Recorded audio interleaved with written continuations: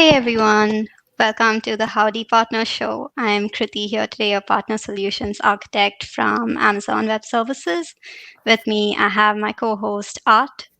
Art, Hi everyone. Hi Kruthi. So excited to be on the show today. I'm back for all the new watchers, new viewers. My name is Art Tuazon. I'm a partner solutions architect alongside Kruthi, reporting from sunny Seattle. I see that in the comments. So for once, I think the weather is coming in strong and it's springtime. So I hope, and I think I see like sun on Kruthi's side too. So it's a good Wednesday.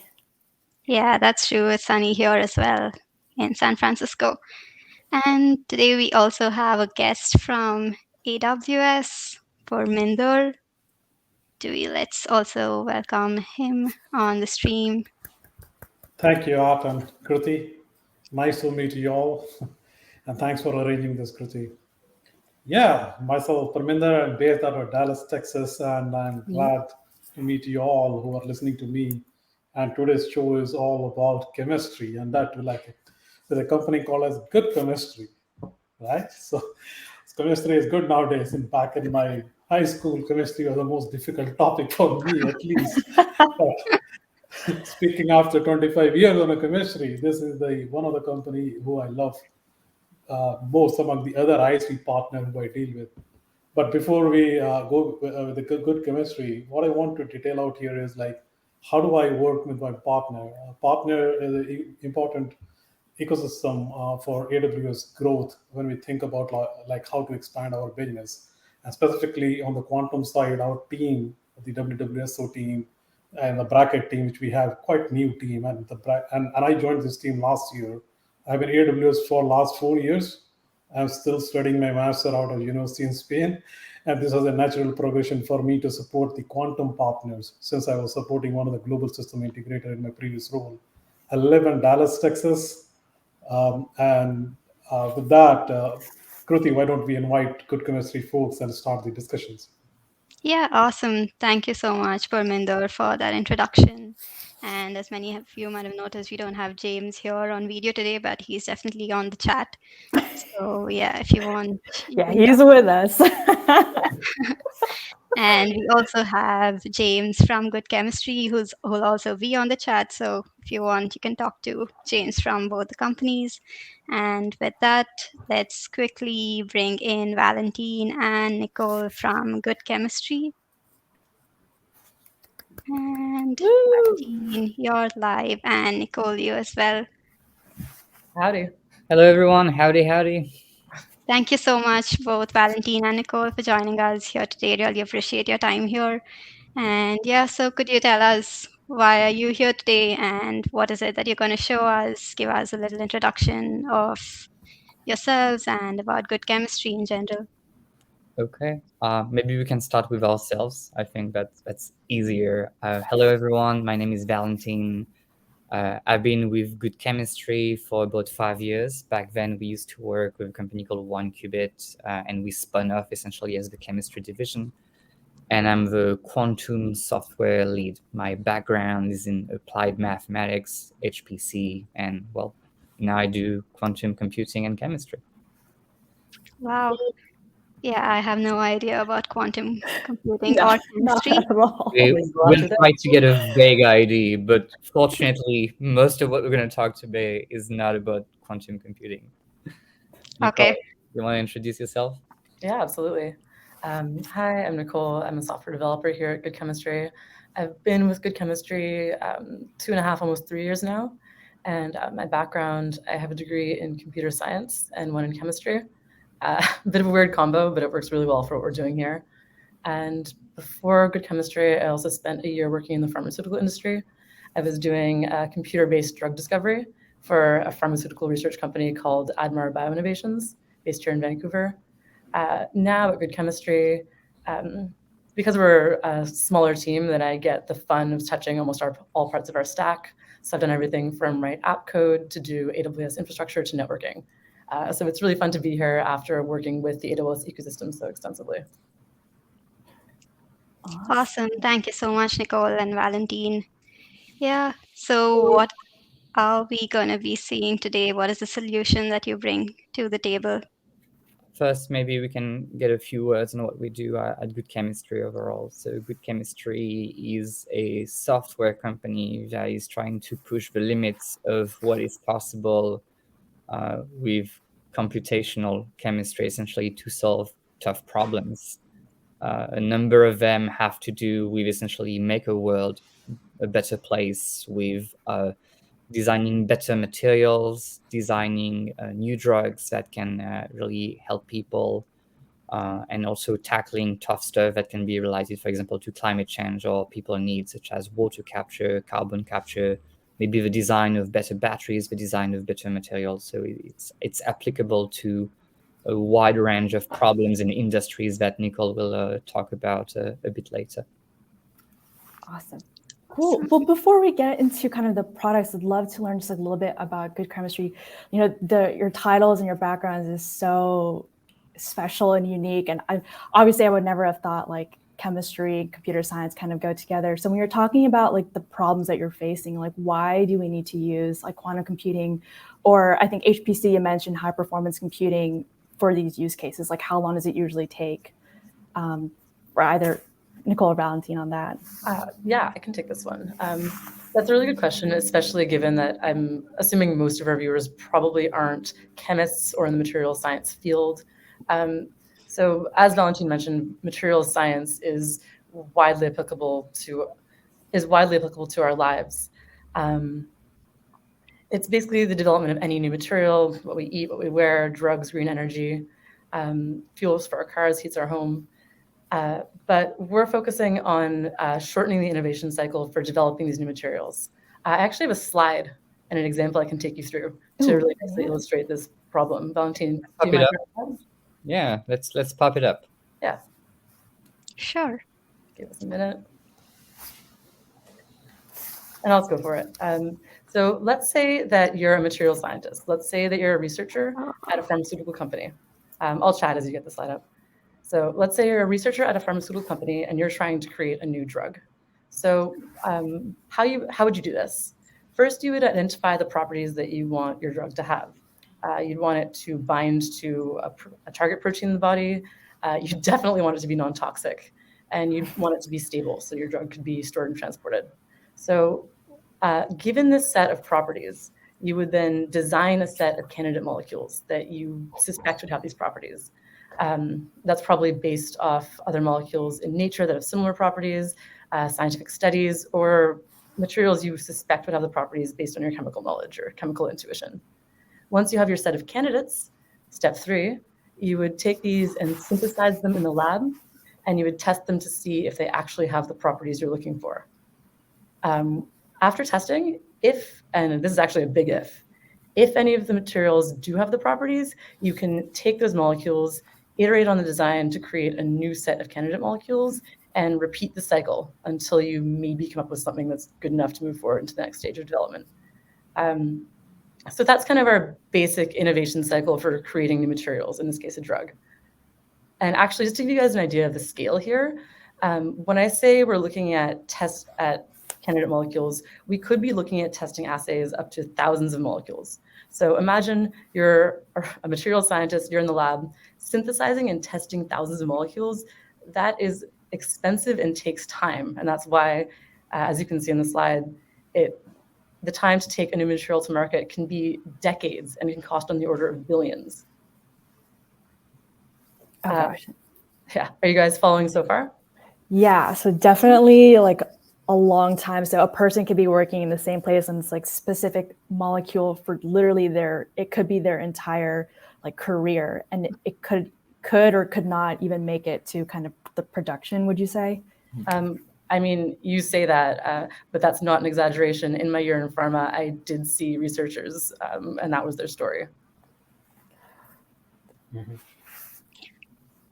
So given this cycle, Good Chemistry's mission is to shorten this innovation cycle. So I'll talk a little bit about computational chemistry. Looking at this cycle, what if you, as the researcher, could leverage computing to make this workflow more effective? This is computational chemistry. we're basically using computer simulations to investigate and predict the behavior of and properties of molecules. So Valentin, if you could go to the next slide. Oh, you already did. Read my mind. So harnessing the power of computing as a researcher can expedite this process in several ways. Firstly, when looking at candidate materials, you can search a much larger chemical space for possible compounds. I'm talking libraries on the order of millions of compounds to search for molecules that could be candidates. Once you've pulled candidates from this much larger chemical space, you can then use property prediction.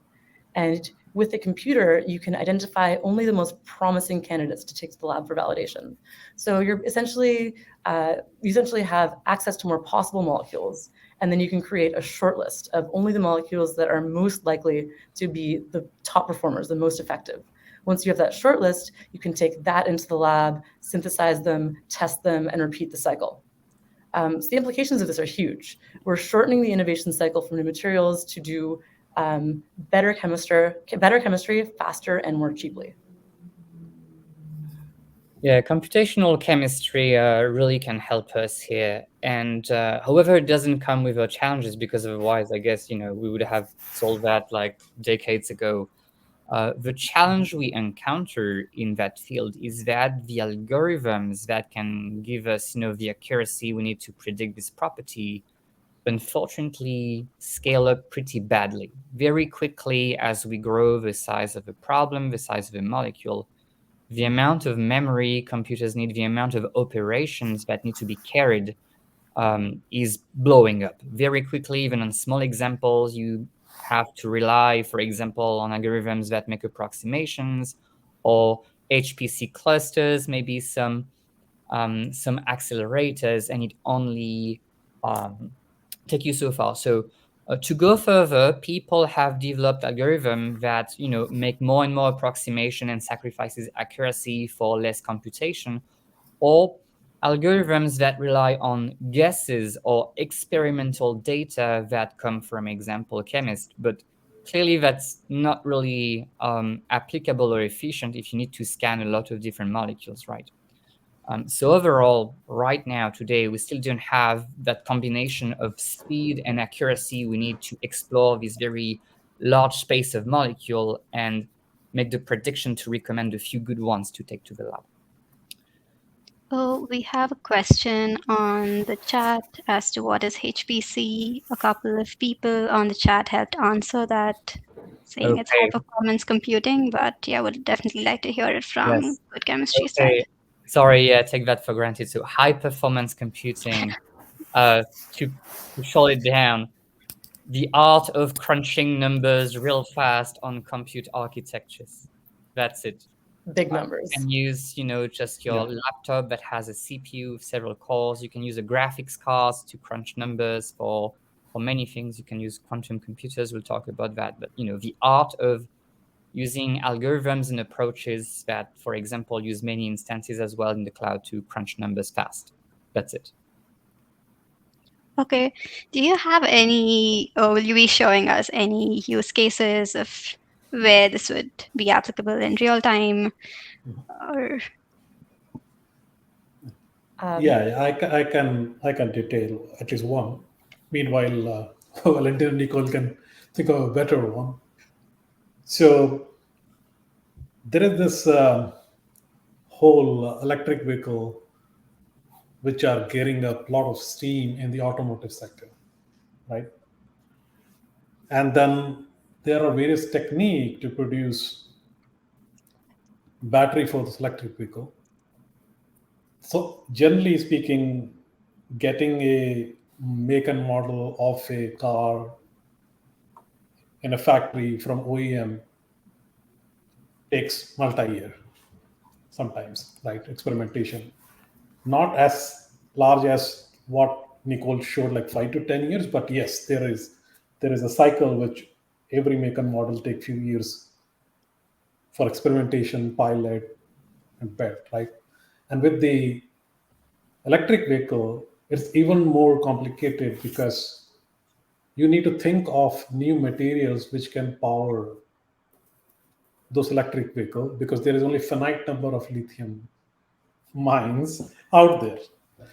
Then you have to think of new way to invent fuels or some chemistry composition.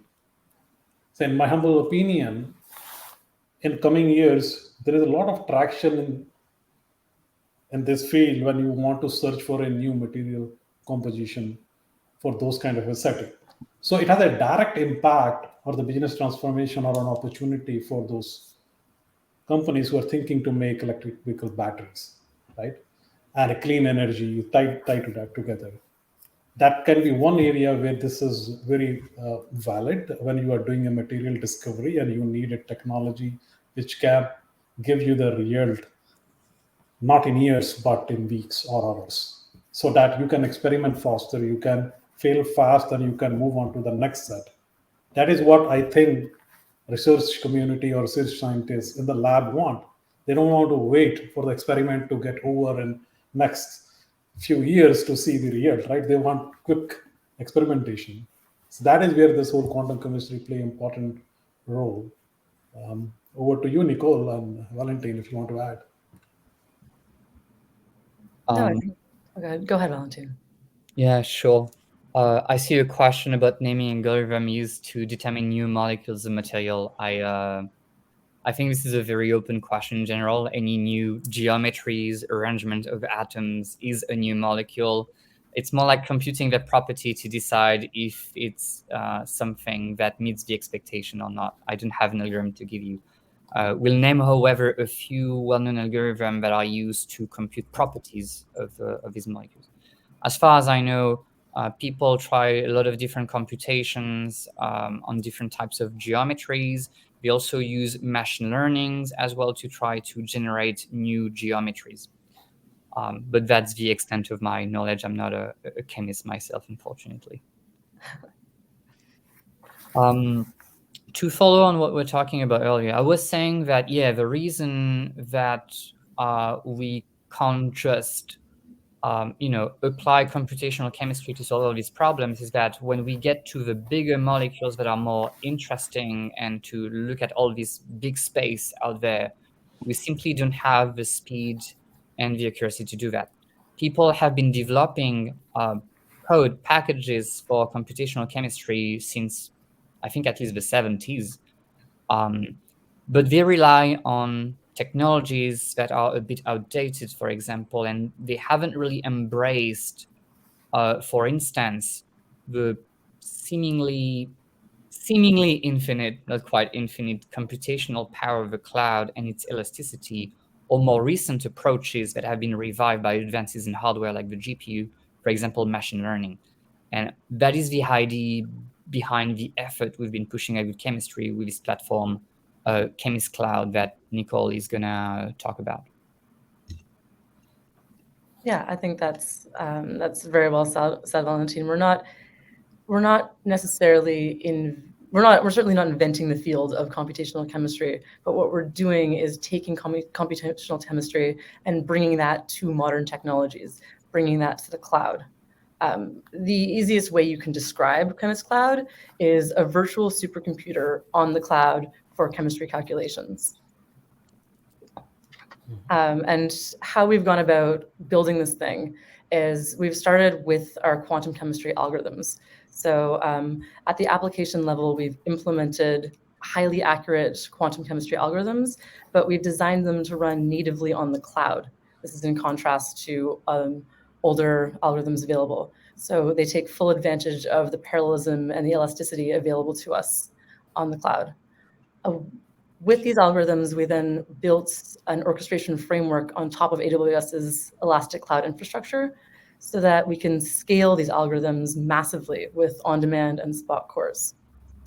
So we have highly parallelized algorithms, scalable on demand to massive scales. And we're making these scalable parallelized solvers available as a service to anyone. We're basically democratizing the access to this compute power because you no longer need on-premise HPC hardware. So you wouldn't need, where you would just traditionally need like a dedicated compute cluster or you'd share a compute cluster if you were, say, a researcher at a university, you can now spin up instances on demand on this platform to run your calculations much more quickly. And with this platform, we're also looking forward by incorporating the latest technologies. We're taking the high accuracy data that we've generated from our quantum chemistry methods, and then we're using this data to feed into and train machine learning models. These models can perform tasks like geometry optimization hundreds or even thousands of times faster.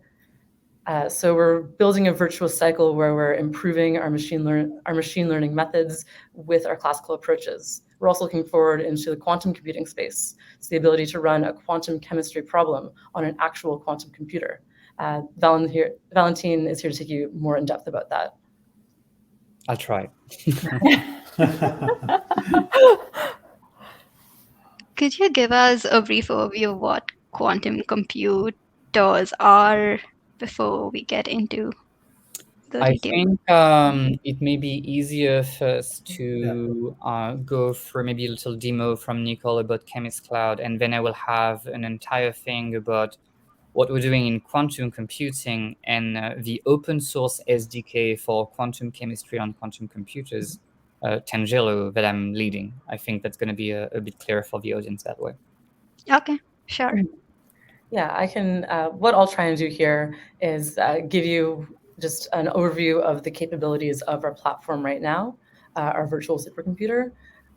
It's the ability to run chemistry calculations at scale very quickly with on-demand pricing. I'll show you a small example today, but just to give our viewers an idea of the scale and power this platform is capable of, then Good Chemistry recently teamed up with AWS, Accenture, and Intel for a study of environmental pollutants. That's a class of molecules called PFAS. And in this study, we solved complex molecules to chemical accuracy, which is a very difficult problem, previously intractable. And we were able to solve it by orchestrating over 1 million compute cores, 1 million vCPUs to simultaneously number crunch. So virtual HPC on the cloud. And if you guys want to read more about that, I recommend it. It's a very good read. Then we have an AWS blog post. Maybe we can throw the link to that down in the chat somewhere. Awesome. Yeah, just sent. Awesome. Yeah, in terms of like hours, like the whole study, I think, Nicole, it was completed in 9 to 10 hours. And if that study would have been done sequentially, it would probably taken several years. Yeah, it would. So that is what we are talking here, like shorten the cycle of the experimentation and fail fast, or have success in shorter time. So that is the key for any business transformation in the field of discovery of the drug or new material, finding catalysts, and so on. So yeah, taking weeks, months, or years off experiments. Do we have any more questions about what our platform is? If not, I can move on to a demo for you guys. There is the question on, can quantum or HPC be used for crypto since it runs stuff in parallel? Absolutely. Most of the stuff that has to do with crypto, or you have to actually be more accurate if it's cryptography or crypto in the sense of the blockchain and crypto here. But if it's cryptography, crypto mining, well, technically, it's about crunching numbers in fast and parallel. So yes, can quantum computers be used for that? Well, that's up to people to find algorithms that can run a quantum computer to do something useful. So that would be an area on research. Yeah. I think today's topic is around chemistry. So I think I will just add one liner here. Yes, there is a scope for quantum in the crypto mining, but more from the traditionally blockchain is being used for the crypto mining. But I think there is an article, and we can send, and then you guys can reach out to me, whoever has a question. I think, like, to make this sense, the blockchain secure itself through the QKD, you can use the quantum in that sense. Okay. Traditionally, blockchain can be broken. There was an article a few days back, I'm forgetting, it's on archive. But what quantum promise in the blockchain is, like, you will make the blockchain itself unbreakable using the quantum QKD. QKD in this case is quantum key distribution, which is new form of generating the certification of the key without use of the public key. And there are elaborate algorithm and literature, but happy to help if someone has a need. Our AWS cryptography team is heavily involved in that side, and even our bracket team. Over to you, Valentin. Okay, I was done with my blabbering. Okay. Nicole, if you want to take us back to chemistry. All right. Yes, back to chemistry. So talking about HPC and the interesting applications for it in our modern world, let's bring it back to chemistry and what QEMIST Cloud can do. So if we can switch to my screen, I can actually give you guys a little demo of our platform and a simple worked example here. All right, are we streaming? Yeah, we are, perfect. All right, so what you're seeing here is just our QEMIST Cloud dashboard. It's our web portal. And after the show, we're actually going to give you guys a link where you can follow, sign up for an account on our platform, and get, I think, $10 worth of free QEMIST Cloud credits. You can use that to play around, submit some examples. You can also use this for Tangelo. So we'll drop that link for you guys after. If you follow it, you'll come to a page like this. You'll log in. And once you log in, you're going to hit a page like this. There's a lot going on here, so don't worry, I'll talk you through it. Essentially, what our web portal is a dashboard to look at all of the problems that you've submitted to our platform. So as you can see here, I've been playing around, I've been submitting some calculations for different molecules, and I'm looking at basically a log of different problems I've submitted. You can see stats like their complete time, what solvers you use. You can download your input. You can download your results from here. It's just a visualization of what you've submitted to our platform.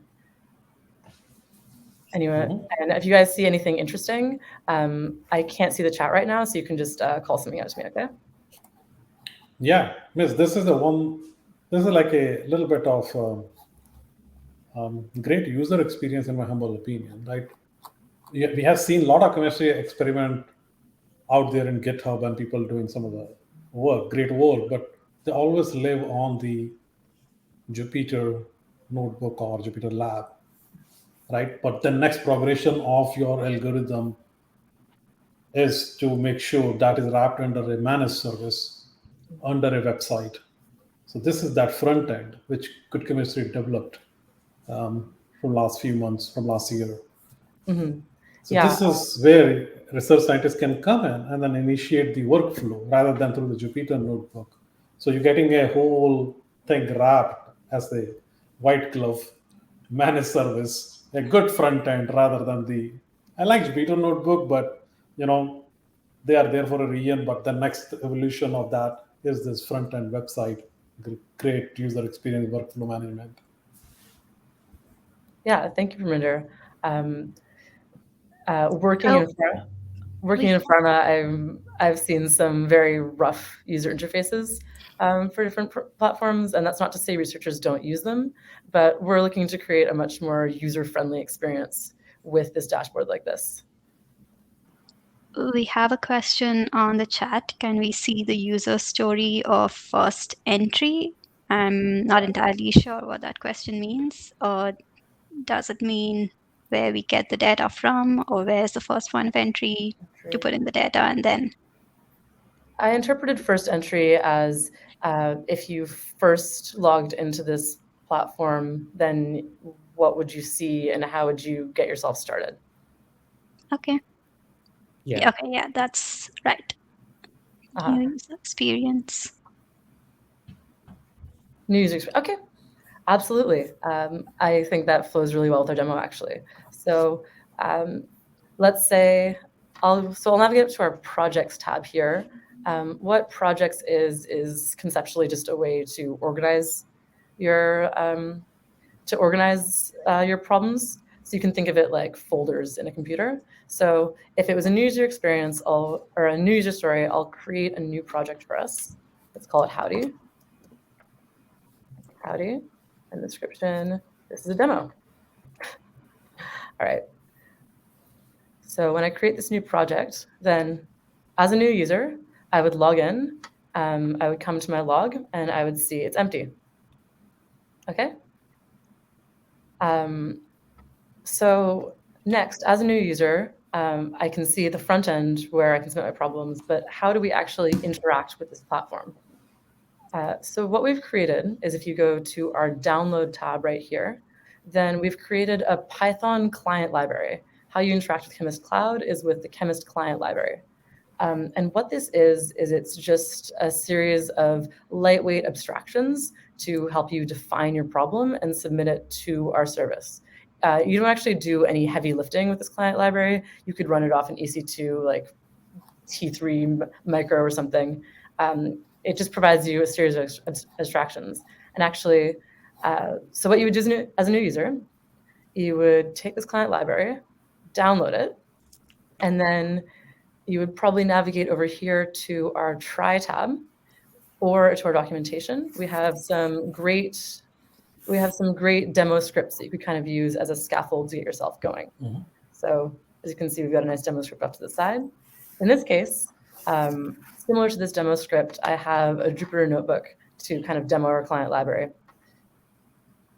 So I can switch over to that. Is there anything else that you guys would like to chat about here? All right, let me swap over. All right, so I've got a Jupyter notebook where we're going to use the QEMIST client library to submit a problem to QEMIST Cloud and calculate the energy of butane. For my non-chemists in the audience,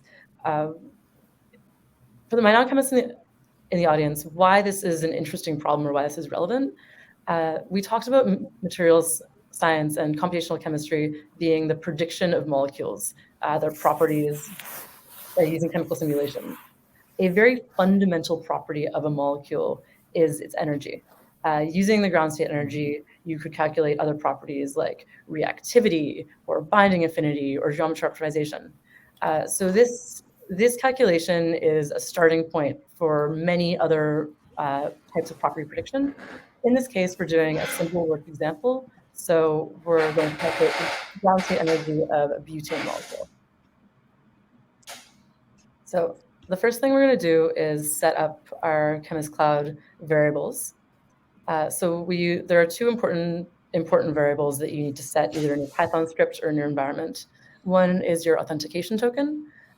This is your identifier for QEMIST Cloud. So it ties the problems you submit to your account, and it also controls billing. So the credits that you have in your account or that you share in your organization are tied to this.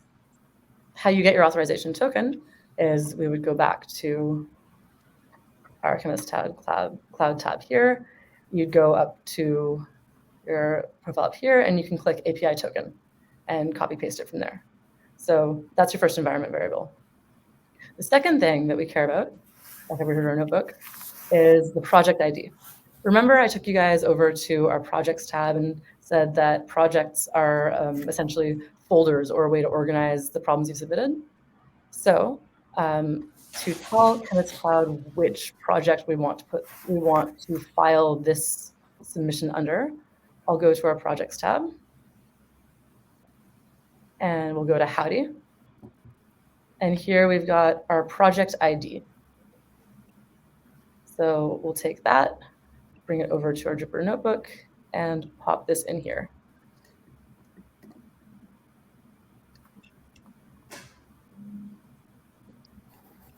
All right, so now that we've told QEMIST Cloud who we are and what projects that we want to be submitting problems to, now we can start to use the QEMIST client to define our problem. So as you can see here, I'm importing some different components from... Nicole, we are seeing your web page rather than Jupyter notebook. Thank you so much, Perminder. I'm having to switch. I'm paying attention. I'm learning the chemistry. Thank you so much for that. All right, so just to rewind a bit, we've put our QEMIST project ID for our Howdy project back in there, and we've set those as environment variables. So now we're taking out this cell and the components that we're importing from our QEMIST client library. So we've got a molecule class, and then we've got classes that define the kinds of solvers that we're using to solve for the electronic structure here. So how we define a molecule in Chemist Cloud, and this is very common in the field of computational chemistry, is we define a molecule as the XYZ coordinates of the atoms in 3D space. So we're using an XYZ file, reading that into our molecule object right here. We're also setting the basis. That's like the set of functions that we use to bootstrap the calculations later on. Doesn't really matter. We're using a smaller set of functions here. In general, as this set gets bigger, then it gets more computationally expensive, but more accurate. It doesn't really matter. We're setting the basis, setting the geometry, and we have our molecule object. So we've got our butane. Now we want to solve the electronic structure. Here we're creating a solver pipeline that we're going to use to submit our molecule. So what we're going to use here is a full CI approximation. Full CI is basically considered the gold standard, the most accurate. What is a full CI pipeline? So what we're doing here. Okay, can you go? Okay, so what we're doing here is we've defined our problem, the molecule, and we're defining the algorithms that we're going to use to solve the electronic structure solver. So in this case, we're using the IFCI algorithm, which is a highly accurate method. And if you remember earlier, Valentin touched on the idea of cost versus accuracy. To have a calculation this accurate would generally be very computationally expensive. But what we're doing here is we're taking the highly accurate method that we've defined here, and then we're applying a decomposition to it, which is basically taking this one very complex problem and breaking it into a series of smaller, more manageable chunks. And by breaking it into these chunks, that's how we can submit it. That's how we can solve it more quickly using our orchestration framework on AWS. We can submit these chunks in parallel to a series of instances and then aggregate the results at the end. Okay. And I had another question. So internally, where do we first store our data? Internally, where do you first store your data? As in, is it stored on an S3 bucket, or where do we store our data to utilize it for the algorithm? Okay, so as a user, how we store data, and also as a user, how you would access your data is through our API, which makes a database call. Okay. Internally, we shuffle data around in a few places, but the aggregate results at the end you can pull from our database. Yeah. For this case, Nicole, so you mentioned like running it in parallel and separate into chunks runs it like a lot faster. Can you give so what kind of like numbers are we looking at? So if you're running this kind of traditionally versus on the Chemist platform, like how much time can we anticipate to, like how much faster can we see this? Well, for James, maybe you can give us an idea of orders of magnitude for problem fragments. We can be on the orders of thousands or even tens of thousands, I believe. Gotcha. Cool. Okay. When James responds from the good chemistry side, we'll let the team know. And I think we also got an interesting question. So in terms of the coordinates for the molecule, I think, what are the coordinates for? Is it the molecule located somewhere? Like how are you getting like the XYZ for the molecule in question? Yeah, that's a good question.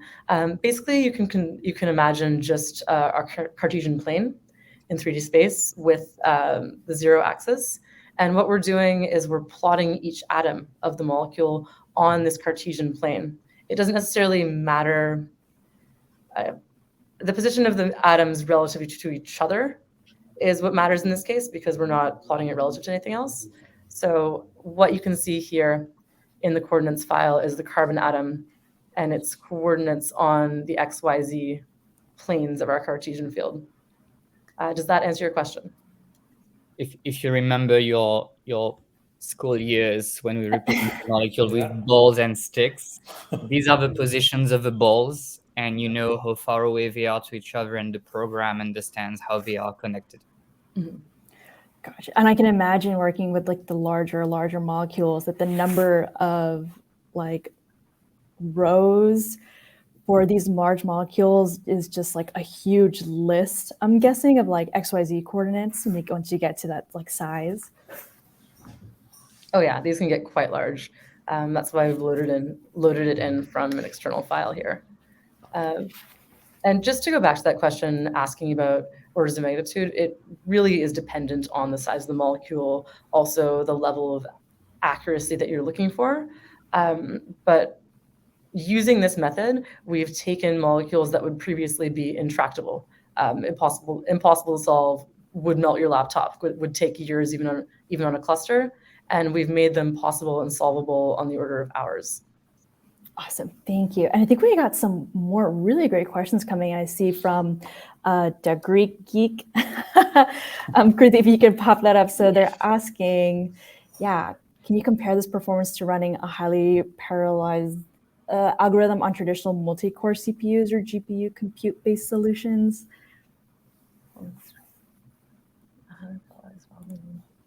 I think there was an interesting statement from Nicole. So as someone from, again, HPC, where performance is important to me,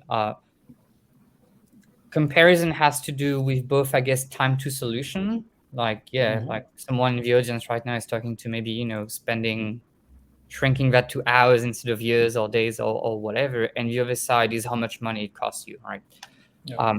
What was interesting is that maybe we're able to do some problem faster than other solutions, maybe not, it may be problem dependent, but with the compute power in the cloud, most solutions that are not running in the cloud right now couldn't be tackling that, essentially. We're able to tackle like some really, really big problem that haven't been done before because we had access to million cores. And yes, no namesake HPC, you can think about it as distributed computing and supercomputers. Yeah.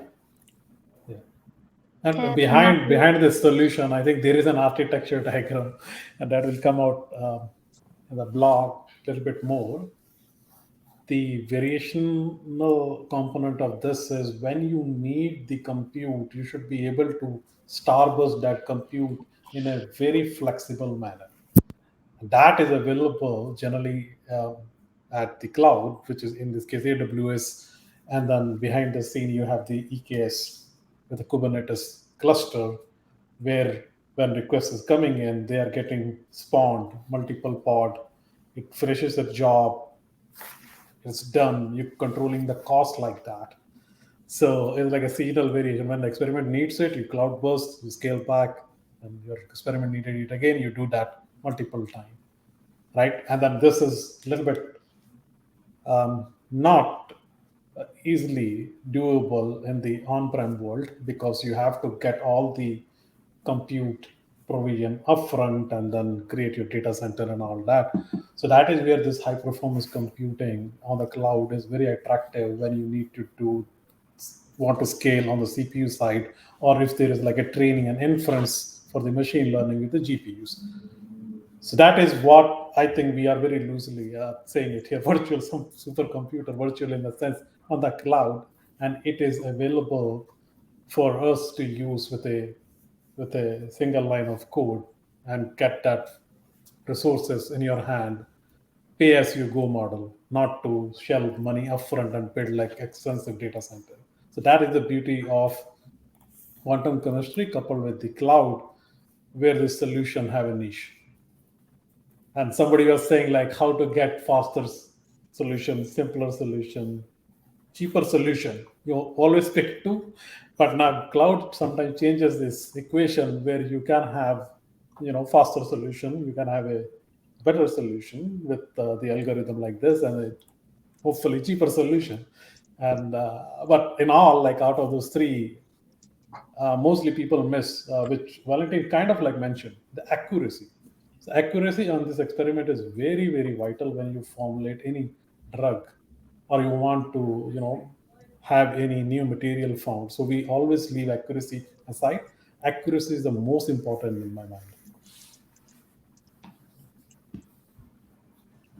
Awesome. I think we also have another question on the chat.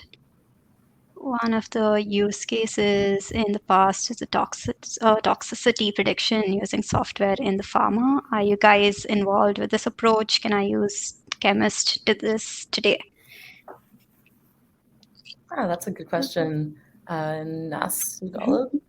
Yeah, good question. I'm familiar with toxicity prediction. It's very important for creating new drugs and compounds we're putting in our body.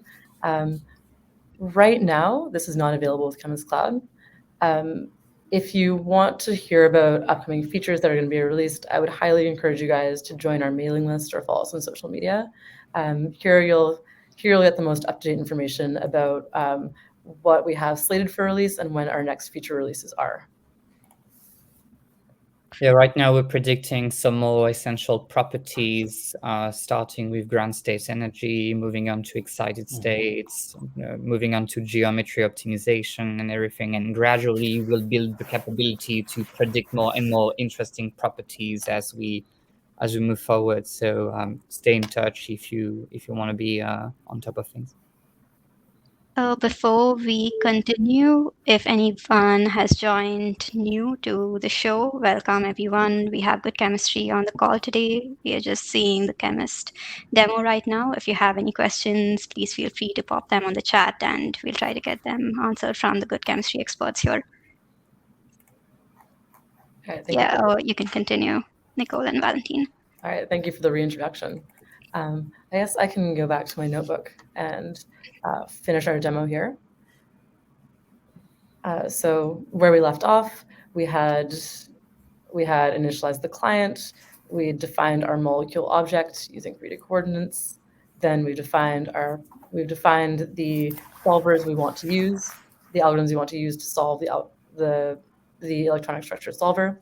And then we've sent the problem to our QEMIST Cloud server. And how we track problems in QEMIST Cloud is we give each one a unique integer ID. We call it our problem handle. And this problem handle is just an identifier for a problem. You can use it to pull results later. You can use it to track its progress on the cloud, and you can see it on the dashboard. Nice. So let's go back over to our QEMIST Cloud screen, and we were in the Howdy project. And we should see our handle here. Pardon me? So that handle is that workflow item which you created. We should be seeing it here. Yes.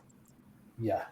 So it's kind of like an executive management dashboard too, like multiple research scientists have their own Jupyter notebook, they're submitting the experiment, and then they have a login here, they can see the task, track what is happening, and things like that. Right? Mm-hmm. Great. Yes, precisely.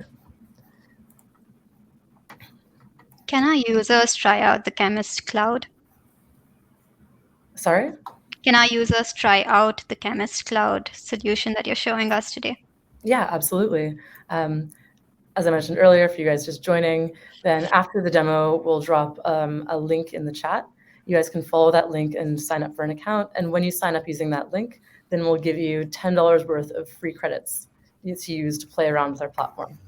Yeah, and then the homework for the people are they should create a beautiful hydrogen molecule, the basic one, and put it on the LinkedIn and saying like how easy it is to create a hydrogen molecule formulation with the QEMIST Cloud, so that the others can also leverage the benefit. Yeah, and another easy molecule to create, you can see here, our beautiful butane molecule. This has been solved. You can see the solve time was exactly a minute, actually. And how I was talking about using decomposition to break a large problem into manageable subproblems? That's what this subproblems is here. So in this case, we broke this one molecule into 13 unique subproblems and solved those. I graded the results at the end. And at a cost of only 34 cents, we have our ground state energy for this. How you retrieve those results, you can do those through the dashboard, but as a developer, my preferred way to access your results would be using this ID and our client library. Let's pop back over here to our notebook. So as you can see here, we've got our get result call that will pull your data for that problem back from the cloud. And how we deliver results in the client library is in a Python library, or in a Python dictionary rather. So it's very easy to then take the output of QEMIST Cloud and programmatically feed that into post-processing. You could put it into graphical software. You could pull out properties and feed those into other scripts. So in this case, I'm just pulling out the total energy and the solve time, as you can see here. Awesome. Everyone good so far? Yeah, I think we have some more questions. No namesake is coming in with some really great questions. So I think he asked, with the trial, like what can we do with $10? I think, Nicole, you just mentioned like you could solve, I already forgot what the top one was, but for like 34 cents. Like, Yeah. So that is, that's wild. And then the other one was, can I see other people's work? So you mentioned like workspaces. Is there like a collaborative aspect if there's like a team that's working on this together? Yeah, absolutely. So can I see other people's work? You as a user signing up for a personal account using the link, you would not be able to see anyone else's work on the cloud for obvious reasons, IP and the like. But if let's say you were a team working on a project together, then you could create a project and add collaborators. So you could all submit molecules to that project, see molecules others have submitted, and even have a shared credit pool for your organization. Awesome. Cool. Thank you. Coming to the cost, is there a way by which we can see how much it would cost us if, let's say, we use one algorithm versus the other? Is there a way where we can analyze the future costs that it would cost us? Yeah, absolutely. So that's a great question. And let me see if I can show you one here. So in our client library, we actually include a function where you can predict how much a simulation may cost before actually running it. It's called check problem cost. I don't actually have a script ready with it here, but this just gives you an estimate of how much it would cost to run a molecule, and you could play with parameters before you run something that would break your bank. Awesome. Any other questions? A little off topic, but do you have or Nicole and Valentin, do you have like a favorite molecule and why?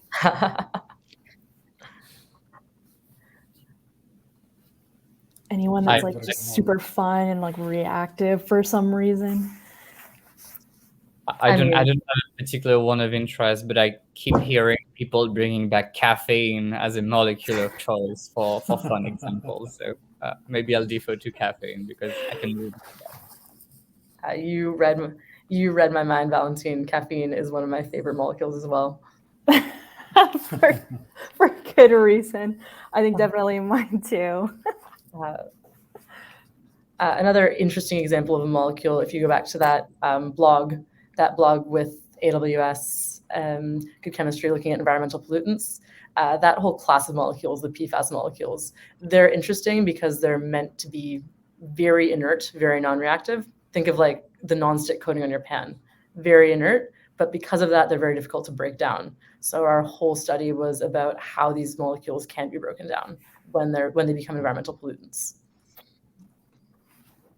Yeah. I think there's a question from Quantitient here. What kind of startup delays are you experiencing when launching a job requiring thousands of calls? Well, I think there may be a graph in that link that just flashed the blog post for 1 million calls. Otherwise, for smaller jobs, Nicole, do you have any idea of what kind of startup lag you experienced at the beginning? I can't give you exact numbers for that one, Valentin. I think if you're looking for hard numbers, then the blog post is a great resource to go to. But obviously, this is a challenging problem, and we'll see some startup delays. But with tuning and with the kind of scaling we're working with, we've tried to minimize those on our platform. I think a part of it is also dictated by the availability of resources in the cloud as well. At the end of the day, if everyone is using the cloud, it's not like we can just kick them out and just launch all the computers we want instantly. I think we allocate a number of resources, and that number of resources tends to grow with time to meet the needs of the application. Mm-hmm. Mm-hmm. Yeah, this blog which is flashing right now screen, that gives some benchmark. Yeah. So Nicole, what else we are seeing? Awesome. Are we talking about Tangelo at all today? Yes, we are. I'll close this off with one quick example of just another thing that QEMIST Cloud is capable of. So here we took our butane, we solved it using our highly accurate IFCI method, and in a minute we were able to get the total energy. Sorry, what was that? I said, like, yeah, 60 seconds is nice. Solved. Great. So now what we're going to do is just run the same molecule through a machine learning enabled solver. So you'll recall that QEMIST Cloud also uses machine learning based solvers to accelerate calculations. So here I'm just defining one of those solvers, the ANI or ANI2X. This was actually developed by one of our scientific advisors, Adrian Reutberg in the Reutberg group. So we're defining that solver. We're giving it the same molecule as before, submitting it, and then we're getting the results. And as you can see, once again, this is a small molecule, but you can already see the order of magnitude speed up that we have using this solver, the total energy and the solve time in only 4 seconds. Just a quick aside to this is this machine learning solver is actually trained to a different level of accuracy. So it's trained on data using a less accurate algorithm than the algorithm we're using up here. So the differences in the energy are because the solver itself is not trained to be as accurate. And that's part of what we're doing with QEMIST Cloud, is to improve and make these algorithms more accurate. So eventually you'll have full CI level accuracy on a very fast machine learning solver. So essentially we are reusing these very scalable simulation methods to compute with unprecedented accuracy energy on bigger system, and then re-injecting that into the machine learning models to kind of like level them up. Mm-hmm. Can the users use their own models, or is it compatible with just a certain set of models that is proposed by Good Chemistry? Currently, by models, I'm assuming that you're meaning solvers to solve the Schrodinger equation, the electronic structure solver equation. Currently, we don't support user-defined models. Users can choose from different levels of theory and different models that we have available on our platform. Okay. I think we are still thinking about how maybe companies in the future could come with their own data, though, to train these models, because a lot of companies are, well, a bit secretive about the research, about what they're working on. And it would make sense for them to train or kind of customize this model based on what they have, right? So there's some customizability here in mind, but it's a bit early to like say anything. Mm-hmm. And you were talking something about Tangelo. What is that? Ooh, okay. So I guess we're diving into the quantum computing part. I would like to take a step back here and first just talk about quantum computing. If you don't mind sharing my screen, we'll take this over time, because it's going to be a bit wild. So we love this is the part where I try to vaguely explain what quantum computing is in 2 minutes, and it's of course not going to be great. So please be kind to myself. Please be kind to yourself, who's going to be at the receiving end of that. Honestly, you don't need to have a profound understanding of quantum computing at all to understand the story that I'm going to talk about with Tangelo and trying to apply this to quantum chemistry. So I'm going to go back and forth, left and right, between classical and quantum to try to give you a little high-level breakdown of the differences. Classical computers. The data is stored in bits of information, and these bits can only be in two possible states, in either a state we call 0 or a state called 1. On the technologies today, after decades of innovation, it's all about transistors and current going through wires. That's how we implemented that object. On quantum computers, well, it's already a bit wild. The data is stored in quantum bits that we call qubits for short. Qubits can actually store an infinity of superposition of states between 0 and 1. So a qubit is at the same time 0 with a given probability and 1 with a complementary probability. You see a little drawing, that's the block sphere. That's just a nice geometrical way of perceiving the states of a qubit. Any point of the surface on that sphere represents a superposition of a 0 and 1. Calculations are deterministic on a classical computer. Tongue-in-cheek, 2 + 2 = 4, easy peasy. On a quantum computers, it's probabilistic.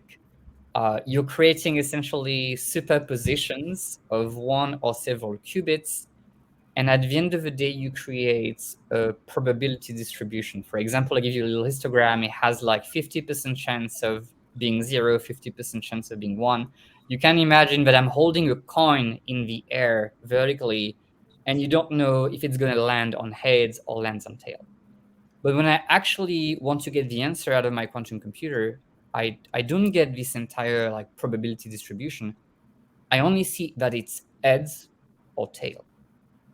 So if I want to get an idea of what these probabilities were, well, I have to repeat this many, many times to count the heads and tails, and eventually the law of large numbers tells me that this should get closer to the probability. The operations in the classical computers, they're defined by Boolean algebra. We manipulate 0 and 1, true and false, and here you go, 2 + 2 = 4 again, but with bits. Hopefully I didn't make any mistakes with that. It would be impressive. The quantum computing side, where it's a bit wild. You can see a little bit of the drawing in the middle. Well, that's how we represent the quantum circuits. The horizontal line at the top is the first qubit.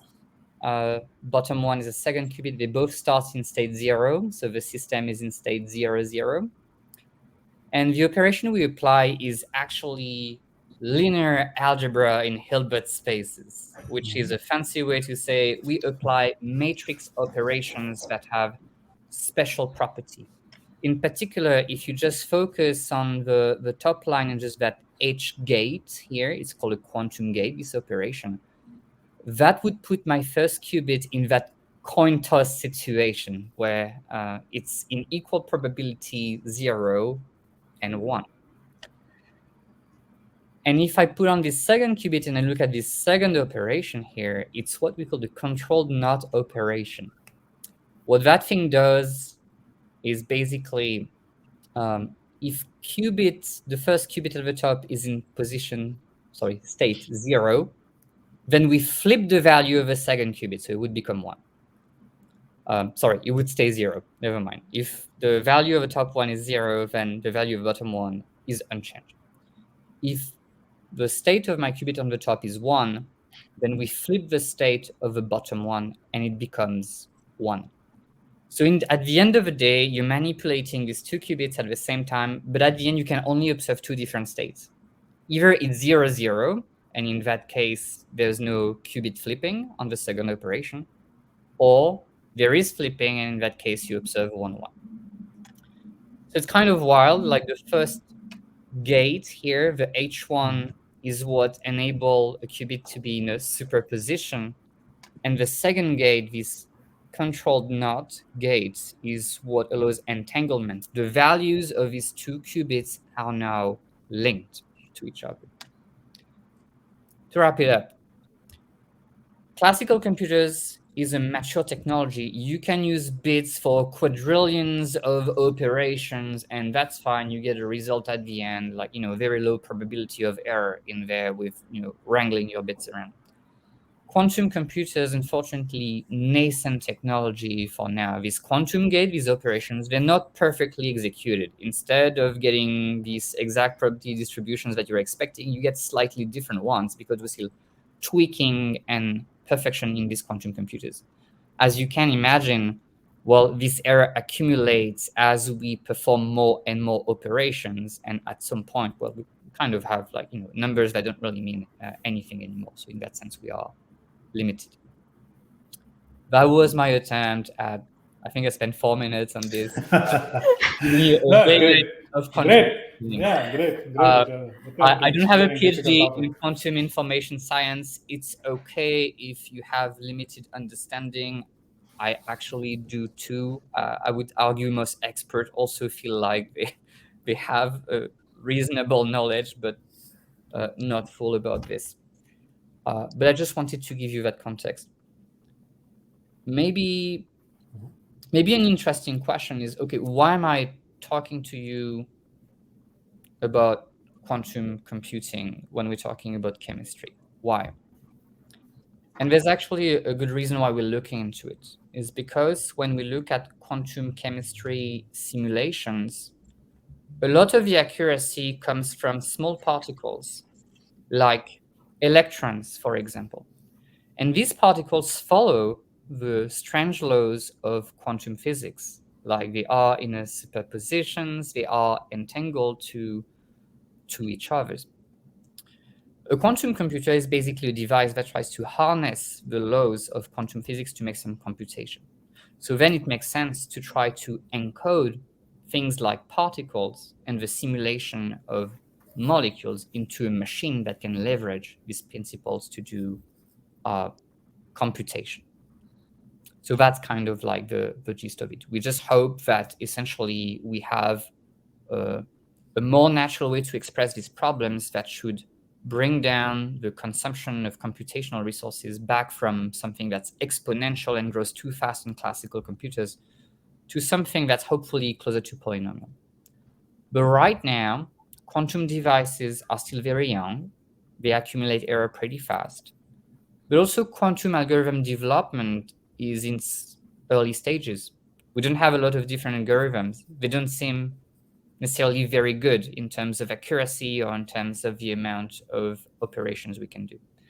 So that's the context where we're starting from here right now. We just need to do a lot of research in order to finally do something interesting with a quantum computer for chemistry.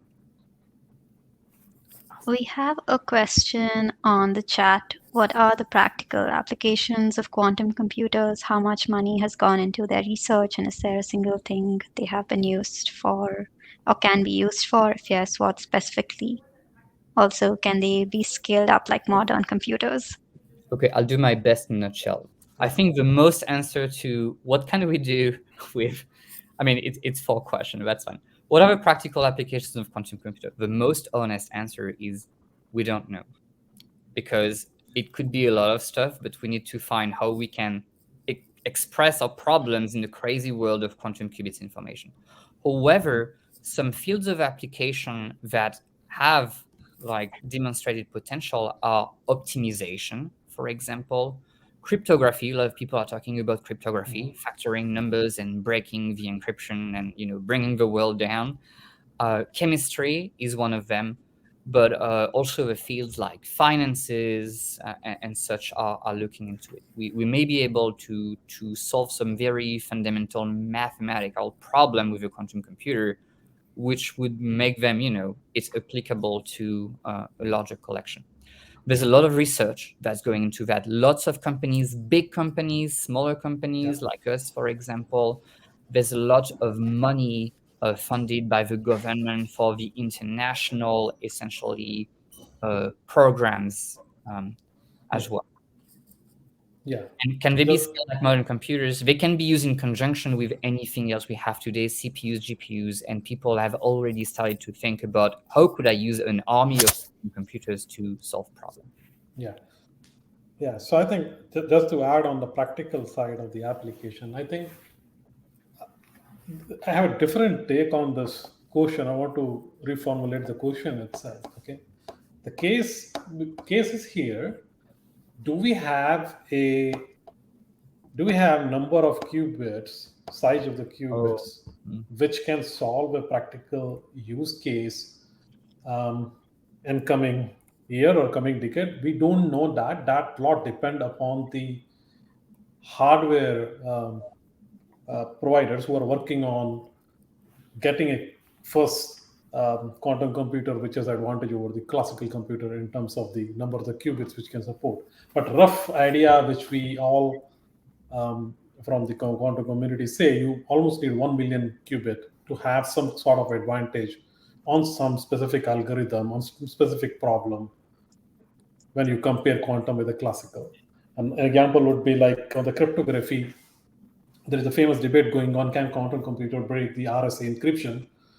On a theory, there is no doubt. It has been proven on a theory, like it will be. The question is when. Now, as a software company or as a compiler below the software, or what you will be doing during this time when hardware providers are working in their lab and increasing their qubit count every year. Do you want to wait till you get 1 million qubit and then start sequentially? Or you as a startup, or you as a company who want to work in the software side, want to start with a toy problem now, expand slowly as the qubits are increasing over the year, and be ready to make revenue on your algorithm, which is your IP, which you are working right now. I think it's a no-brainer. You should be starting now so that you can reap the benefit if quantum computers are available whenever they are available. So you don't want to be in a sequential manner, right? Hardware is there, then software engineers or software developers of the world, companies of the world are then thinking like what application I need to build. So there are elaborate level of the application which can be built, right? On the quantum cryptography side, on the simulation side, which we are talking about quantum hydrogen molecule or any other butane and all.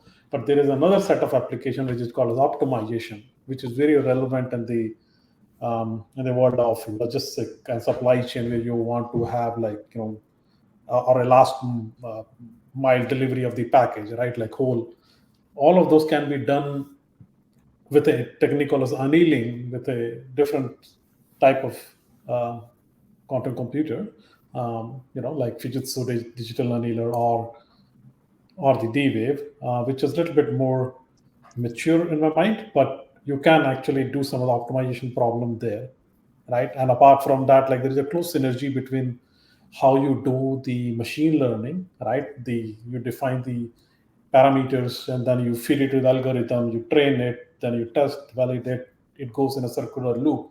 I think where we will see in next few years the biggest return of our investment is this hybrid type of system, and the quantum machine learning, which is closely related to the quantum chemistry on the variational quantum eigensolver, right, where you have a pre-processing and post-processing. Pre-processing defining your parameter, and then the ansatz, and then you get the output from the computer. You will have some classical optimizer to have the most optimum parameter. So, in my humble opinion, I think it's a very valid question, but the question should be rethought, and that rethought should be: do I want to wait until all the qubits, which is kind of like a million qubit, available? Should I do it now? So I think answer lies somewhere in between, right? If I'm an investor, I will invest and take that risk, and that is what companies like Good Chemistry or other quantum startups are doing. So I think I tried answering the question. There is no easy answer, but that is my take on that. Thank you. Now, I think the word practical was important here, is that first, it has to work, it has to solve your problem. For that, you require a machine that has the capability to run your problem, let's say enough memory, and can apply the operation, gets you your accuracy. And I think the second part of this is, yes, but somehow it has to be better or more interesting than what I could do with classical computers. Otherwise, well, that's cool. You can do something that we could already do. I think really the bar here is different for every single field of application and by use case. It depends on our ability right now to find good algorithms that are going to get to the solution accurately and with less resources, and also developing these computers so that they are competent enough to handle these algorithms. And when both of these things meet, then suddenly you have a practical application. But this is a very interdisciplinary research effort at the moment. Yeah, it's an active area of research.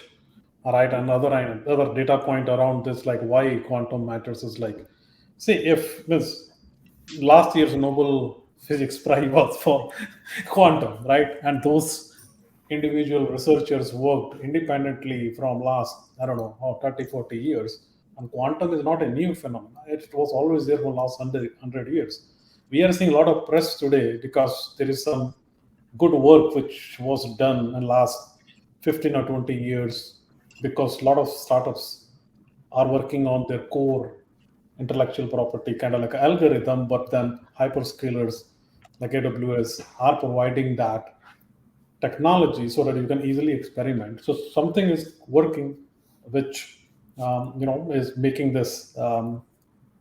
We are making noise in this field right now. A lot of press is around that, but of course, like to have a pure advantage on experimental side of the house, we are still a little bit far, because we don't have the qubit and there are noise and all that decoherence. We can go and talk about that, but right now you don't have that qubit numbers available to satisfy the pure advantage.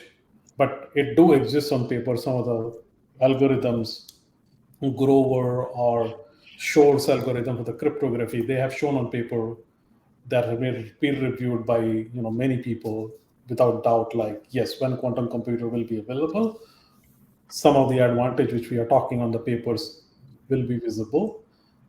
Classical RSA encryption will be broken when we reach a certain level and maturity in terms of qubit number. This was very important question, so I took little time in explaining this. But without further delay, let's get back to the Tangelo, Valentin. Yeah. Awesome. Thanks, Perminder. Yeah, definitely to No Namesake's comment point. So, Val was just talking about giving the overview of quantum computers before we talked, and kind of went in through the application of quantum computers as it relates to good chemistry. But, obviously there's a ton of topics and things we can talk about when it comes to quantum computing. So I did send in Perminder's LinkedIn in the chat. So if you want to talk, quantum computing, he's definitely there. Feel free to reach out. But Valentin, I'll let you continue on. Okay, thanks. With that context set, that we still have a lot of research and stuff to do.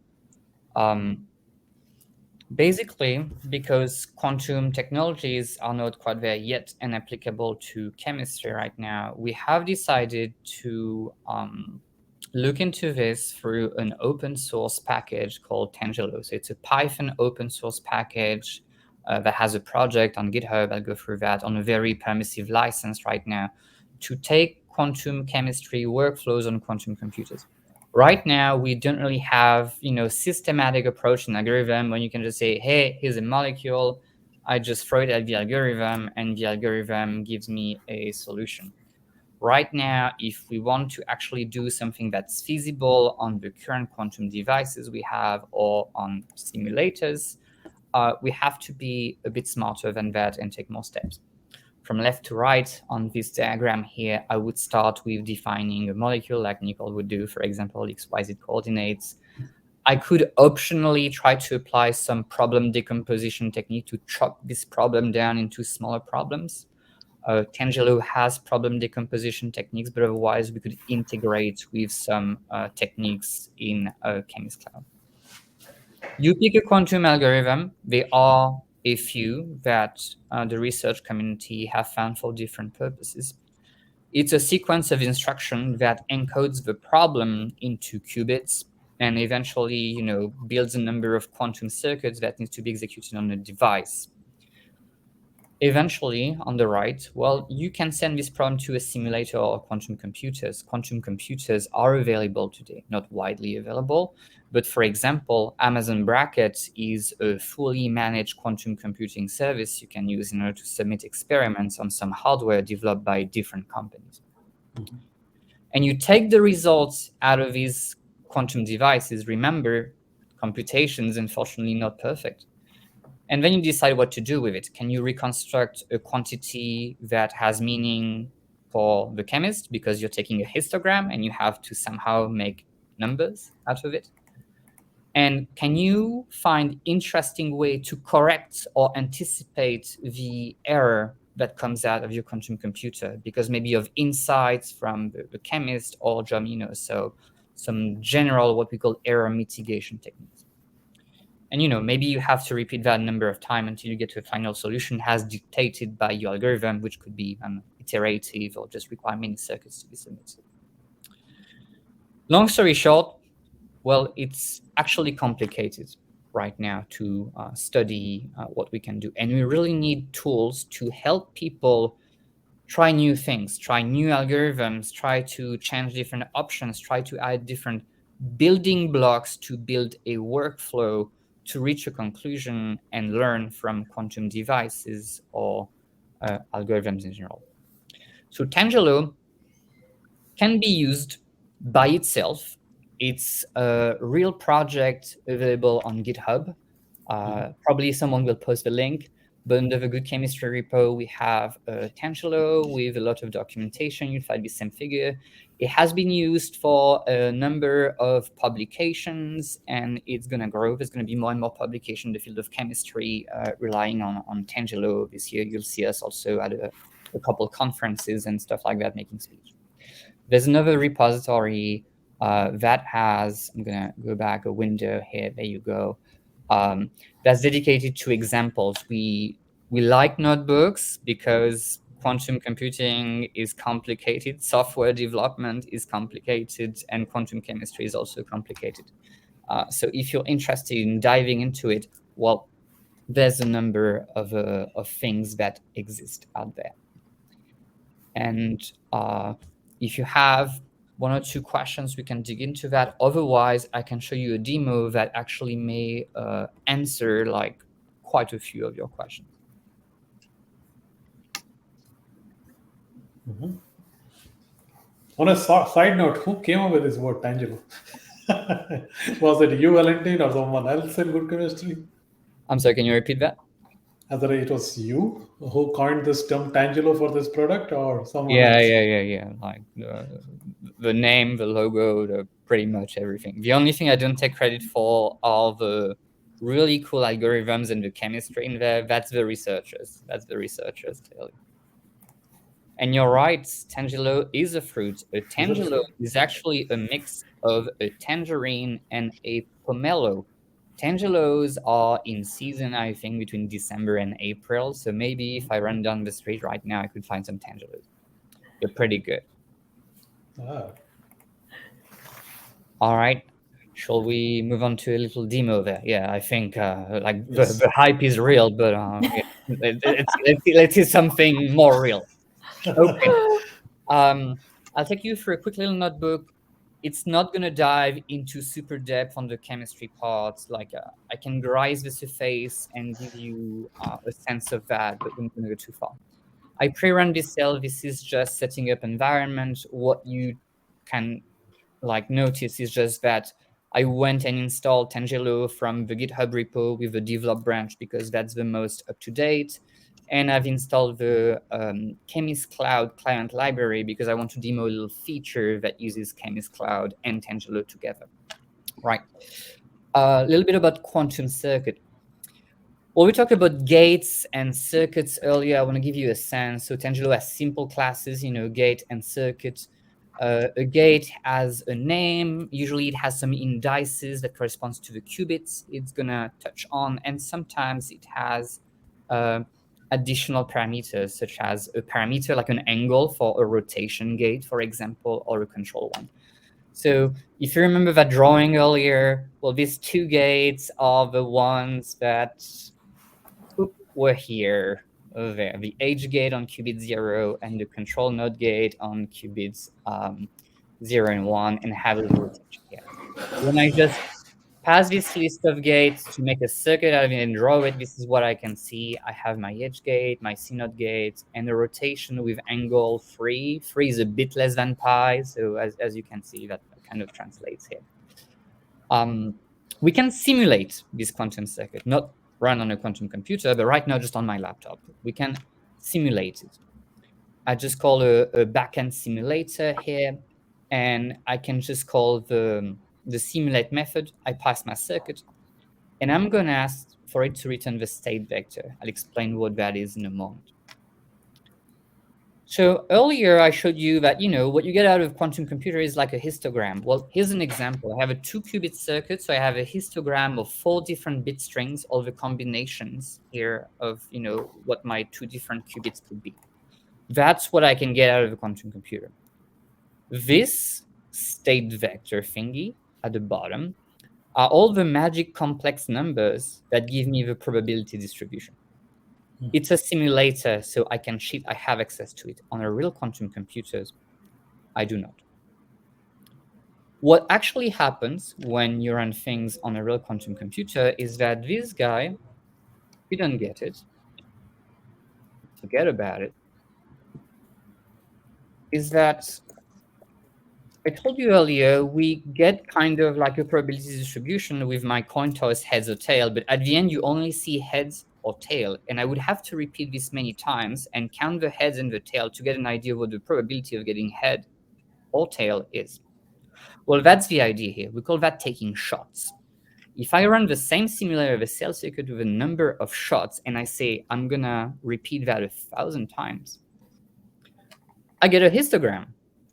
I observe, a number of bit string in all different. And every time I run this, I will get something that is slightly different. Is it the same every time? No, there you go. The numbers have changed again. Sometimes I may not, for example, see 1, 1 and 0, 0 at all. They seem to have a very low probability. So this is closer to how a quantum computer works. And then, I would take this histogram and I would apply complicated and magic formulas to make numbers out of this that chemically mean something. Right now, what we can do is that we could send this to Amazon Braket, which is the fully managed quantum computing service. And we're going to use QEMIST Cloud as an intermediary, essentially as an integration. So even if you don't have an Amazon account, for example, if you have QEMIST Cloud credits, which you can sign up for with the links Nicole given to, you could submit an experiment on a quantum computer or a simulator. So I would essentially plug in my authentication token. Yeah, it's cropped, so you can't see the end. It's a demo account anyway, so it will be good. And I would create a connection object. Just like Nicole, well, I want to know an estimate of what it's going to cost to submit this circuit for 1,000 shots. And Amazon here has a selection of simulator, but also devices. For example, there's a company called IonQ that has made a quantum device, and that would cost you $10 to run with them. Or someone else from a company called Rigetti, well, this would cost only 65 cents. Different devices, different people, different prices. You can learn more about Braket at the link at the bottom of the chat. Today, I'm not going to submit something on a quantum computer. Quantum computers are scarce resources. There are not many around. If I submitted something right now, I would have to get in line. There's probably a bunch of people waiting for their jobs to execute. So in order to, you can do that on your own, right, using credits. That is completely fine. For me, I'm just going to use a simulator called SV1. So it's going to go through QEMIST Cloud. QEMIST Cloud is going to submit to Braket. And I'm going to get a job ID out of it. And I'm going to ask to get for the result. So it's going to make me wait a little bit. In the meantime, if I go on my dashboard and I refresh my demo project, I can see that there's a problem in progress, right? 1,000 shots, so most likely it is my problem. I'm gonna refresh maybe once or twice. I think usually within a minute it gets to complete, but I would get the answer from Braket. Awkward moment live. Okay, my problem is complete. So in the QEMIST Cloud dashboard, actually, I can see everything that Braket would give me. Measurement probabilities are the numbers that would get into my frequencies. Because it's very experimental and everything, there's a lot of details about essentially how the computation went, what happened, like how my quantum circuit was compiled and everything. This is important for researchers. For us, it's a bit complicated, but there's a lot more information in there. And yes, my cell has completed in my notebook, and these are the same numbers as you just saw through the dashboard. So long story short, it is possible to build quantum circuit to simulate them on your laptop up to a certain size, and also submit them to quantum devices online today. That kind of closes what I wanted to show you about quantum computing to give you a better grasp on it. But I want to go back to chemistry to show you what's really happening now, the reality that we are facing. Do we have a blog, Valentin, about Tangelo yet? No, that's a great question. There is actually a blog that should be released within days on the quantum blog post. We have shown an experiment with Tangelo on real quantum devices to study, for example, the umbrella effect on a small molecule called hydronium, so that I will give you a sense of how we can combine all of these toolboxes essentially here and all these functions, these classes to run experiments today that are pretty complex. So stay tuned, maybe follow us on LinkedIn or something like that, or sign up for the mailing list, then you will know immediately when it's out.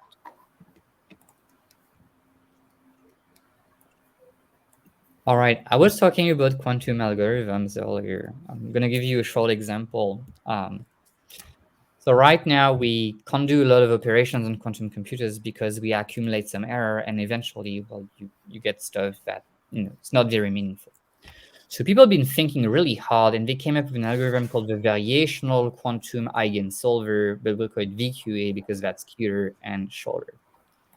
The idea is that people look at the molecule and they encode it into qubits. There are several methods for that, but you get what we call the qubit Hamiltonian H here.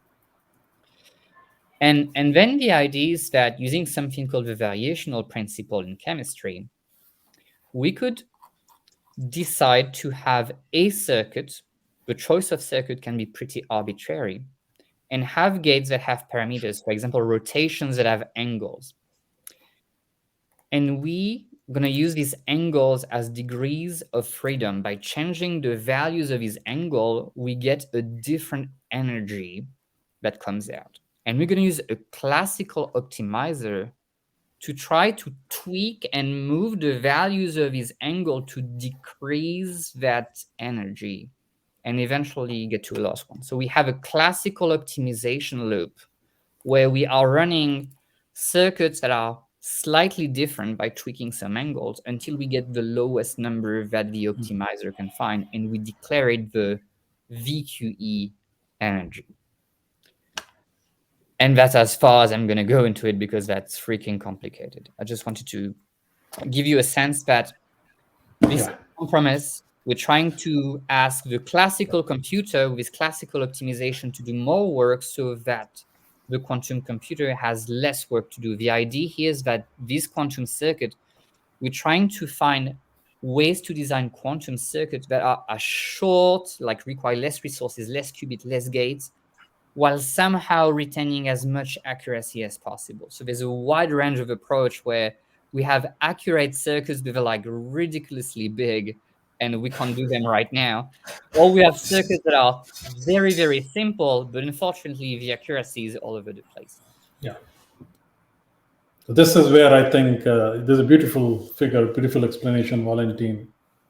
This is where it has a little bit resemblance on the classical machine learning side, right? The setting of the parameter, which is the theta, putting it into the algorithm, which is your energy evolution, measuring it, take it out, to see like whether you need to optimize the parameter. You use optimizer, you repeat, rinse it, repeat it, rinse, repeat, until you get a most lowest energy, and that parameter is the parameters which you are going after. This is a beautiful analogy. This is exactly that. We have a model, except that model at the end of the day is a quantum circuit, and we're trying to find the right weights for this quantum circuit somehow.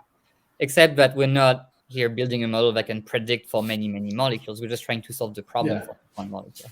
Yeah.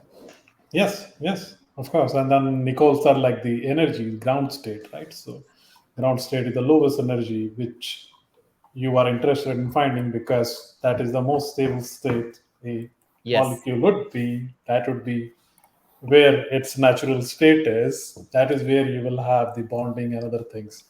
Yeah. So say I'm little bit now comfortable with chemistry. I said like in the beginning, I'm trying to remember my high school chemistry, but I think people on the call are also getting a little bit knowledgeable with these beautiful platforms which you guys have built.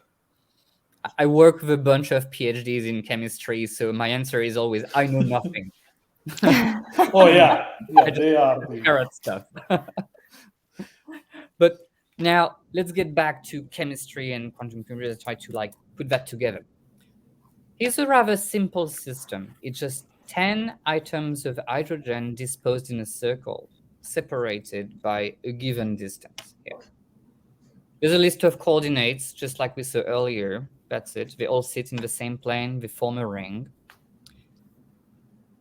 Now I can make this a proper molecule object. So similar to what Nicole showed us earlier, Tangelo has a molecule object. And, we look at the position of these atoms, and then we know how many electrons are there. We know how many atoms are there.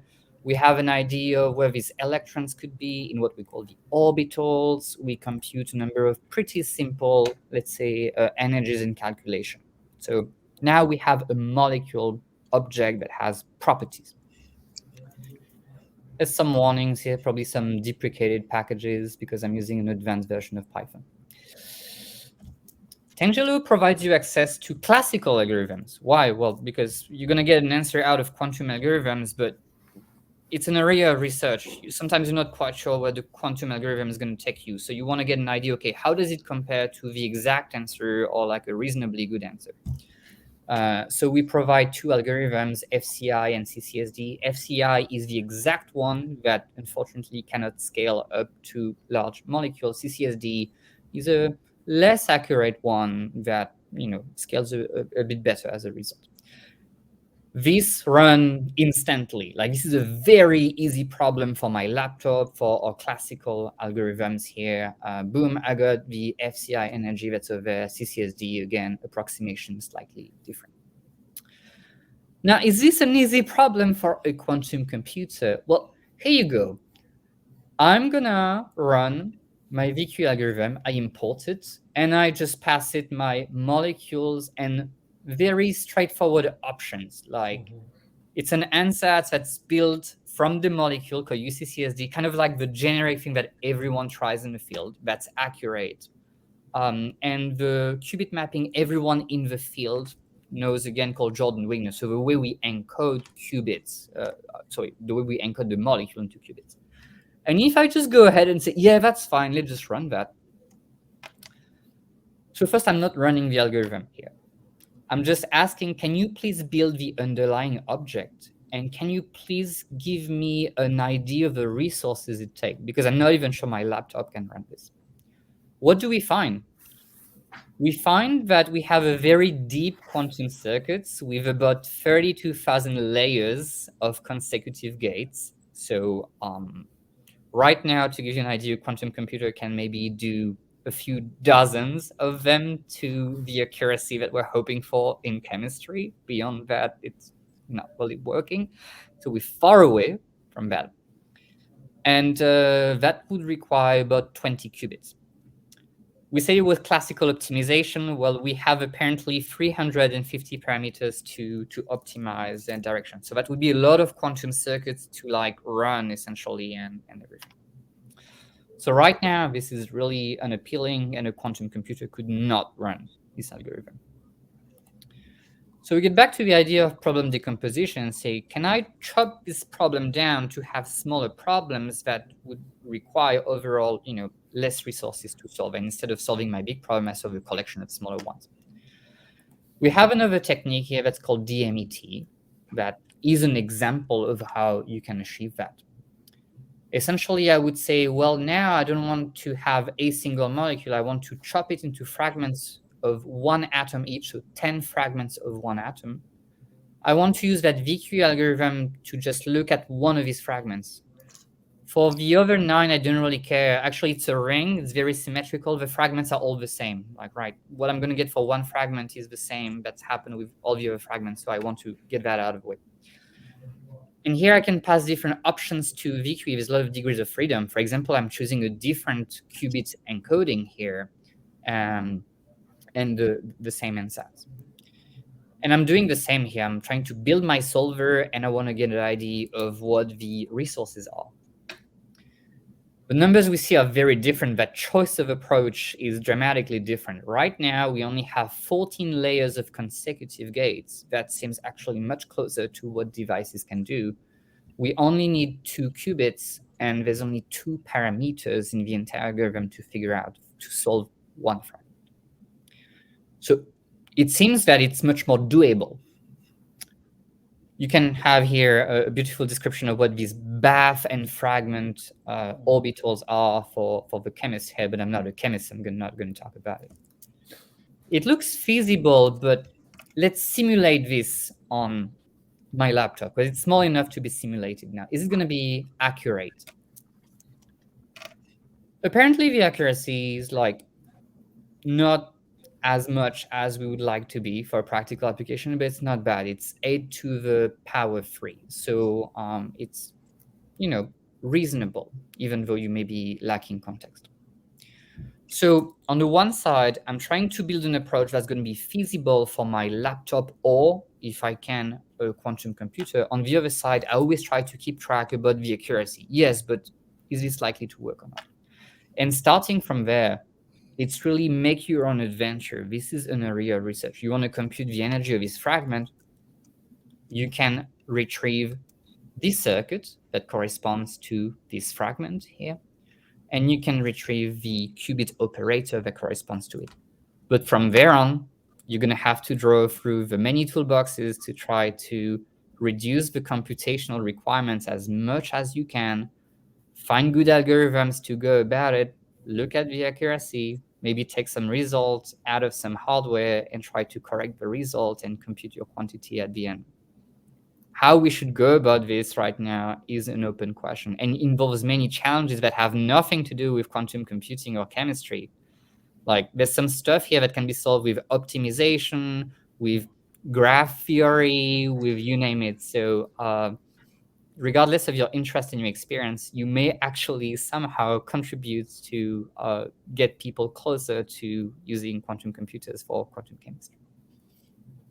And I'm going to wrap it up here with this demo, with these nice words.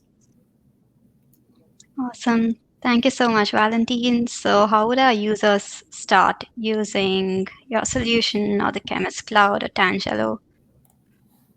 All right. Well, anyone can install the package with pip go on GitHub, to start forking, download this. If you can give me a little star, for example, to just help us boost our visibility, that would already be nice.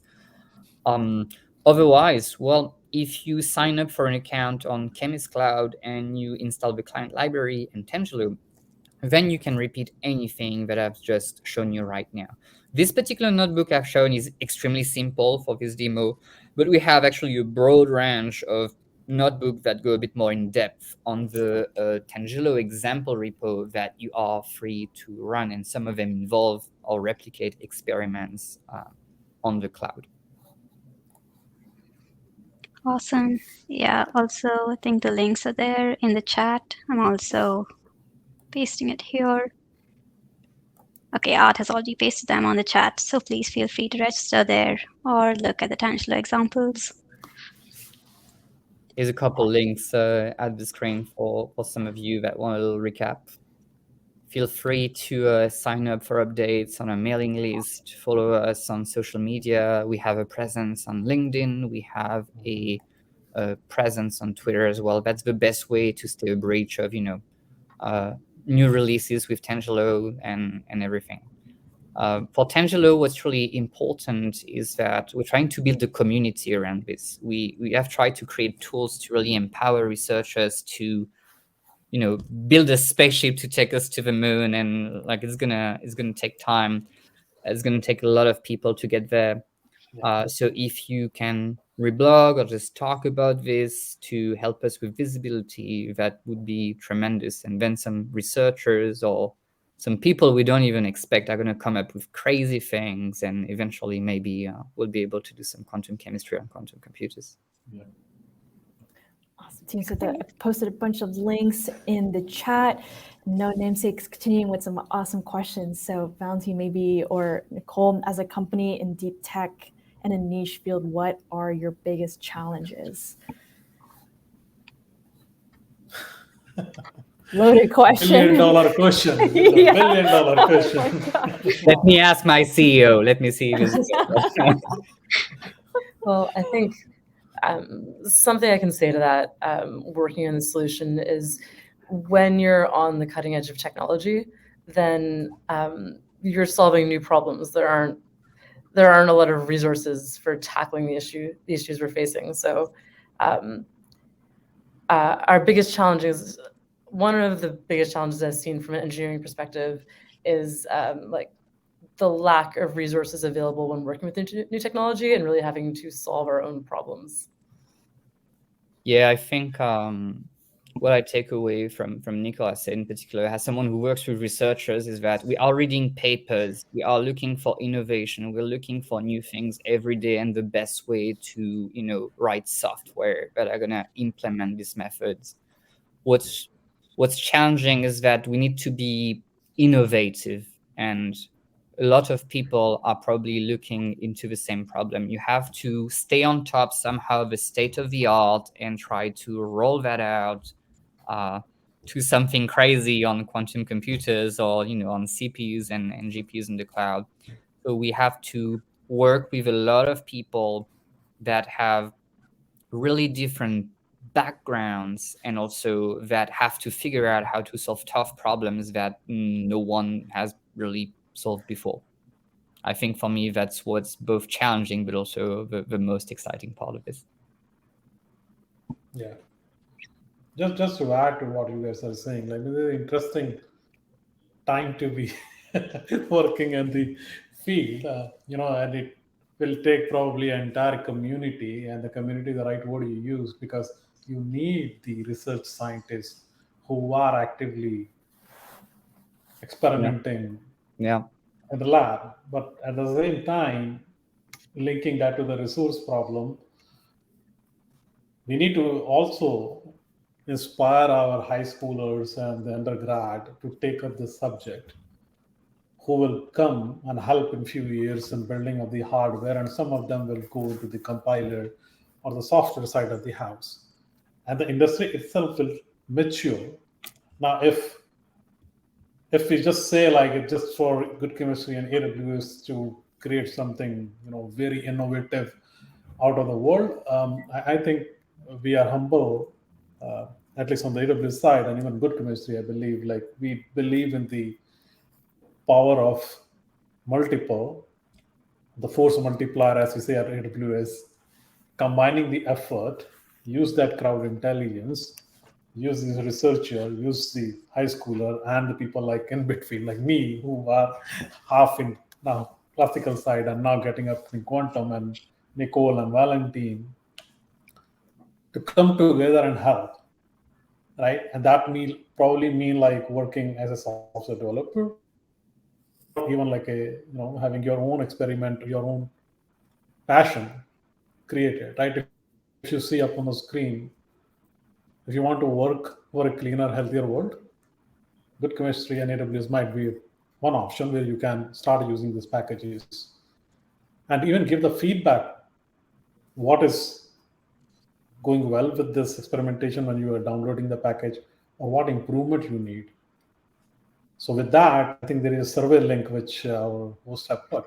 So please fill those survey and keep us. That will generally keep us honest, like how we should be bringing more topic to you guys, and then it further helps to refine our approach. But great show, Valentin, Nicole. Thanks for Kruthi. Thank you. This in the beginning, and I look forward to work with you all. Thank you so much, Perminder. And yeah, as Perminder said, please fill out the survey. It'll really help us improve. Let us know what we did well. Let us know how we can improve. We'll definitely try to look at it and try to do our best the next time. And thank you so much, Good Chemistry team, for joining us today and giving us insights into your Chemist Cloud and Tangelo. We definitely learned a lot more than we knew when we started off with the Howdy Partner Show. And thank you to everyone else. Thanks, Art. Thanks, Perminder. And thank you to James and James from both the companies, as well as Anish, who are on the back end helping us out. And yeah, we also have another show next week with Heimdall Data. So please tune in at 2 p.m. PT on Wednesday next week. Again, yeah, please fill out the survey. Art, do you have any last minute things that you want to discuss? Thanks, Kruthi. No, I think you got it all. This is a really, really great show, and just really thank you so much to Nicole and Valentin and the team for joining us today. I definitely learned a lot, and I'm looking forward to continuing the work and seeing what the future looks like. I think there's a lot of great work to be done, and y'all are already, doing that. I did put the LinkedIn for Valentin, Nicole, and then James from the Good Chemistry side, the LinkedIn page for Good Chemistry, your YouTube page, your website, the repos are all in the chat. So team or all everyone in the audience, if there's something that you missed, just scroll up. All of the links are there. But we look forward to the next show and what the future holds. Cool. Awesome. Thank you, everyone. And see you next week.